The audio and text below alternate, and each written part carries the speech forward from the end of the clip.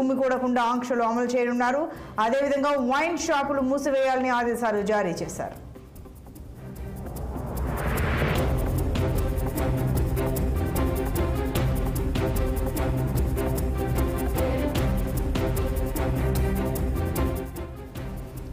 ఇక కౌంటింగ్ కేంద్రాల్లోకి ఎన్నికల సంఘం జారీ చేసిన పాసులు ఉన్న సిబ్బంది, వివిధ పార్టీల అభ్యర్థులు, ఏజెంట్లు, మీడియా ప్రతినిధులను మాత్రమే అనుమతించనున్నారు. ఎలక్ట్రానిక్ వస్తువులన్నీ లోపలికి అనుమతించరు.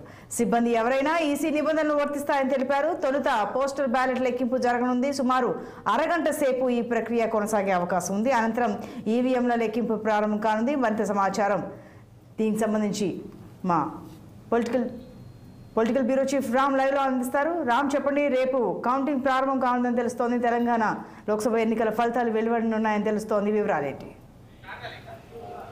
Good evening Santoshi.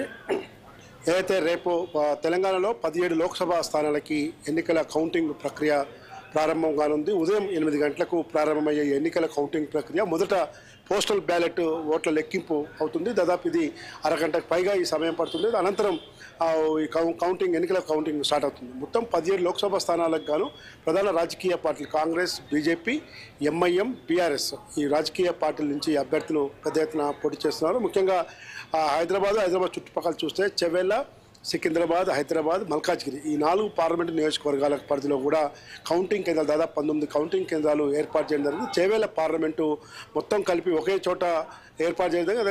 మల్కాజ్గిరి పార్లమెంటుకు సంబంధించింది 6 నియోజకవర్గాలంతా కూడా కీసర హోలీమేరీ కళాశాలలో ఏర్పాటు చేయగా ఒక ఎల్బినార్ అసెంబ్లీ నియోజకవర్గం మాత్రం సరైన ఇండోర్ స్టేడియంలో ఏర్పాటు చేశారు. అదేవిధంగా సికింద్రాబాద్, హైదరాబాద్ కూడా చాలా చోట్ల ఈ కౌంటింగ్ కేంద్రాలు ఏర్పాటు చేశారు. ఇప్పటికే హైదరాబాదు, సికింద్రాబాద్ పార్లమెంటు పరిధిలోని కౌంటింగ్ కేంద్రాన్ని జిహెచ్ఎంసీ కమిషనర్, జిహెచ్ఎంసీ ఎన్నికల అధికారి రొనాల్డ్ రోజు పెద్ద ఎత్తున ఈరోజు పరిశీలించడం, కౌంటింగ్ ఎలాంటి ఇబ్బందులు జరగకుండా చూసుకోవడానికి ప్రయత్నం చేస్తారు. అదేవిధంగా వికారాబాద్, రంగారెడ్డి, మేడ్చల్ జిల్లాల కలెక్టర్లు కూడా ఈ కౌంటింగ్ కేంద్రాలను పర్యవేక్షిస్తున్నారు. ముఖ్యంగా మొత్తం 17 లోక్సభ స్థానాల్లో కూడా ఎలాంటి అవాంఛనీయ సంఘటన జరగకుండా కౌంటింగ్ కేంద్రాలను ఇప్పటికే పెద్ద ఎత్తున బందోబస్తు కూడా ఏర్పాటు చేశారు. గత నెల 13వ తేదీన జరిగిన పోలింగ్ ప్రక్రియ అనంతరం ఆయా కౌంటింగ్ కేంద్రాలకి ఈవీఎంలు స్ట్రాంగ్ రూమ్లకు తరలించారు. కాబట్టి ఆ స్ట్రాంగ్ రూమ్ల వద్ద కూడా భారీ భద్రత ఏర్పాటు చేసి రేపు పోలింగ్ ప్రక్రియకు ఏదైతే పోలింగ్ కౌంటింగ్ ఉందో కౌంటింగ్కు ప్రక్రియకు మొదలు ఇప్పటికే అధికారులందరూ కూడా కౌంటింగ్ కేంద్రాలకు చేరుకున్నారు.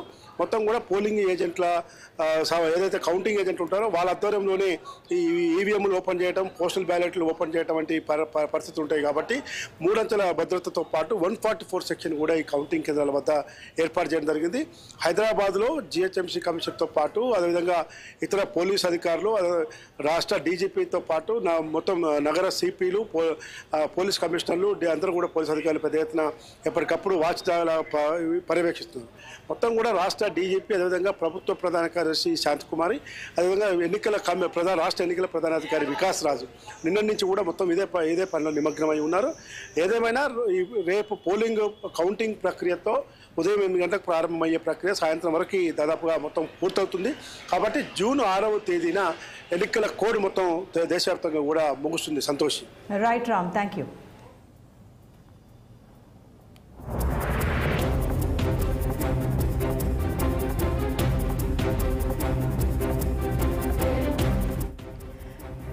ఇక రేపు తెలంగాణలో లోక్సభ ఎన్నికల ఫలితాలు వెల్లడి కానున్నాయి.